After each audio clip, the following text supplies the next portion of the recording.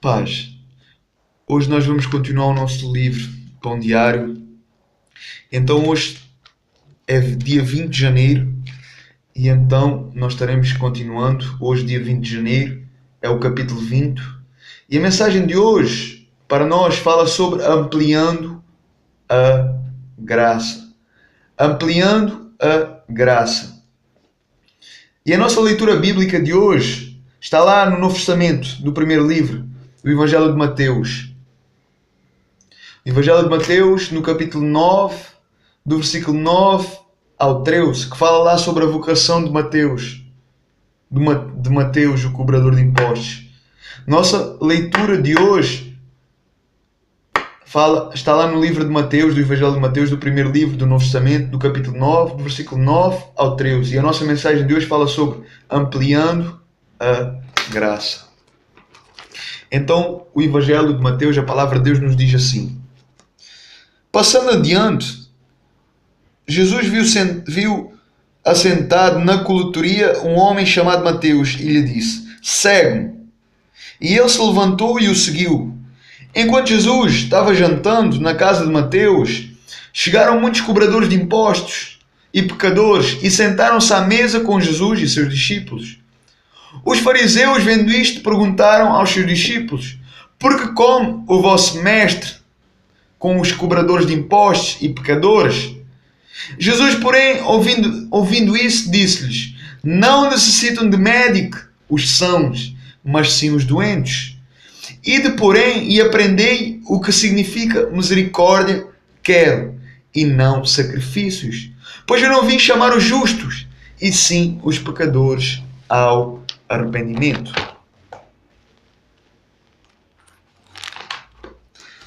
No meio da década de 70 do século XX, arquivos de divórcios e sentenças finais apareciam na seção de registros públicos de um jornal chamado Jornal Local. O pastor de uma igreja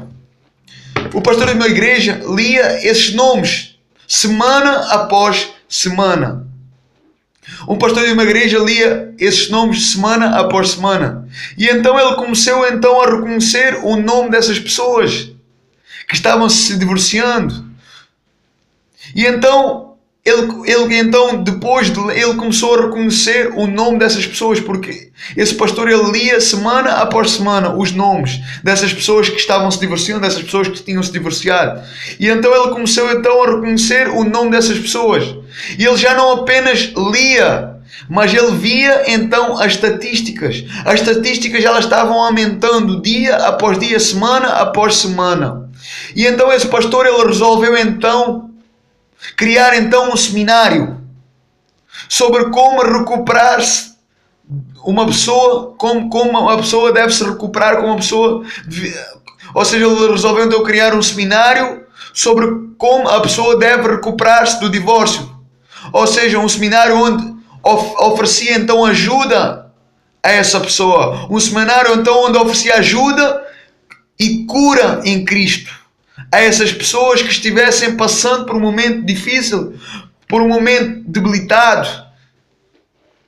Alguns membros da igreja, vendo então que o pastor criou então aquele seminário para essas pessoas, eles começaram então a ficar preocupados. Membros dessa igreja começaram a ficar preocupados.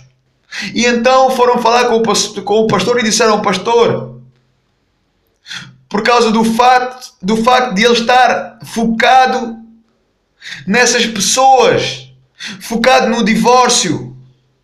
Mas ele gentilmente, ele respondeu aos membros, às suas ovelhas, ele disse que apenas estava estendendo a graça de Deus, estendendo a mão, estendendo a graça de Deus àquelas pessoas que precisavam, àquelas pessoas que estavam debilitadas. Ele estava apenas estendendo a mão, estendendo apenas a graça de Deus àquelas pessoas que precisavam. Quando nós vemos aqui no Evangelho de Mateus, no capítulo 9, quando Jesus convidou Mateus, como nós lemos aqui no Evangelho de Mateus, no capítulo 9, nós vemos que Mateus, o coletor de impostos, nós vemos que Jesus convidou Mateus, o coletor de impostos, a o seguir. E este o seguiu, este ouviu, guardou E foi.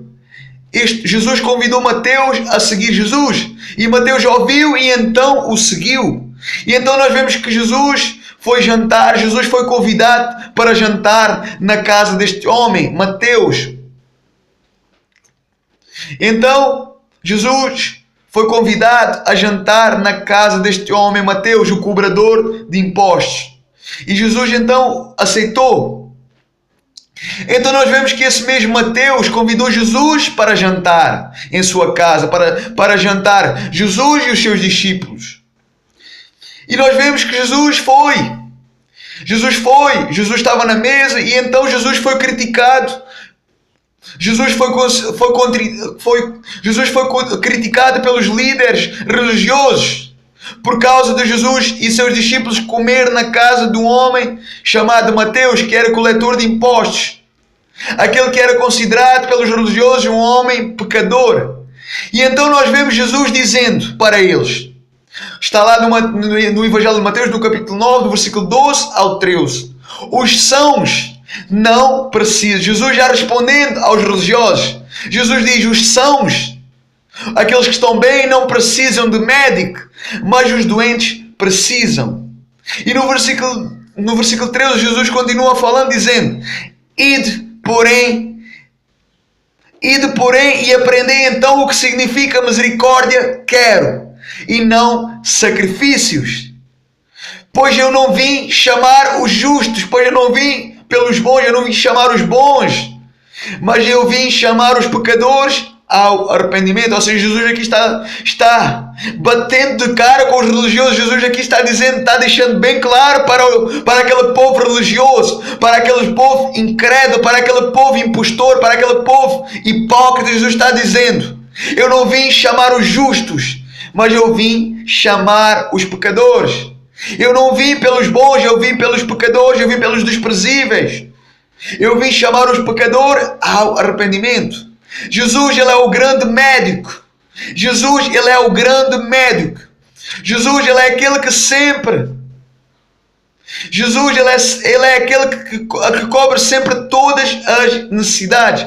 Jesus é o grande médico. Jesus é aquele que cobre todas as necessidades, oferecendo então o perdão, oferecendo então a cura, oferecendo então a esperança. Jesus oferece o perdão, Jesus oferece a cura e Jesus oferece a esperança, a salvação. Ou seja, aquilo que nós não merecemos, aquilo que nenhum homem é merecedor, aquilo que nenhum homem é merecedor, aquilo que nós não merecemos, Jesus oferece. Ele nos dá aquilo que nós não merecemos, aquilo que o homem não merece, Jesus nos dá de bom agrado. Ou seja, isso se chama graça de Deus, isso se chama dom de Deus. A graça de Deus, isso se chama graça e misericórdia de Deus. Jesus, ele veio então para alcançar os necessitados. Jesus, ele veio para alcançar os necessitados. E então nós devemos seguir esse exemplo. Assim como Jesus nos alcançou, assim como um dia Ele nos alcançou, assim como a sua misericórdia um dia nos alcançou, assim como essa misericórdia nos alcançou um dia e essa mesma misericórdia nos transformou um dia. Então, essa misericórdia que nos alcançou e essa misericórdia nos transformou, essa mesma misericórdia ela não pode parar, essa mesma misericórdia ela não pode cessar, essa mesma misericórdia ela não pode ser travada, ela não pode travar. Essa misericórdia ela tem que ser produzida por nós, essa misericórdia ela tem que ser partilhada por nós, essa misericórdia, essa graça ela precisa ser partilhada por nós, ela precisa ser produzida por nós.